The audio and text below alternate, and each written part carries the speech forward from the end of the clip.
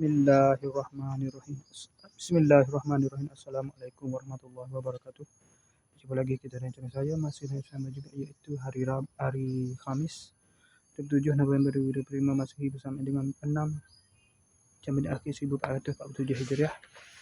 Okay, sekarang pukul 5.50 petang. Seperti biasa, video daily report kita untuk hari ini. Malam tadi saya dapat video daily report tu.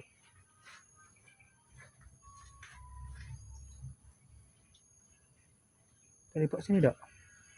Lepas tu saya pergi kedai Fikri biasa minum teh. Lepas tu semaya isyak hari maghrib di masjid, dan juga isyak pun di masjid. Lepas tu ada kuliah maghrib, lepas tu ada jam biasa lah. Sehingga seperti tu singgah pula kedai Fikri seperti biasa, minum malam. Lepas tu balik pada pukul 11.30 malam. Lepas tu tidur pada pukul 2.30 pagi. Bangun pukul 6.50 pagi, bangun mandi terus mandi subuh, makan sarapan. Lepas tu pergi kedai Fikri minum pagi seperti biasa. Pukul 9 baru pergi tempat kerja.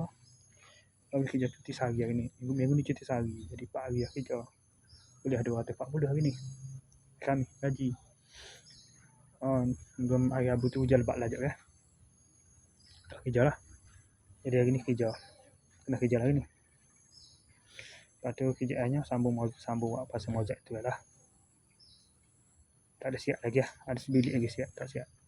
Itu pun muka sudah komplit. Lata tak komplit. Tak mozak lagi. Orang dulu lata dalam bilik air dan juga tandas. Okey, kerjaan ini bagian tu lah. Lepas tu balik tadi dari pukul 3.50. Saya terus balik ke rumah lalu lah. Baru sampai pukul 3.38 sampai rumah tu. Lepas tu saya balik tu mandi semaya Zuhur, semaya asar. Lepas tu tunggu asar semaya 40 semaya asar.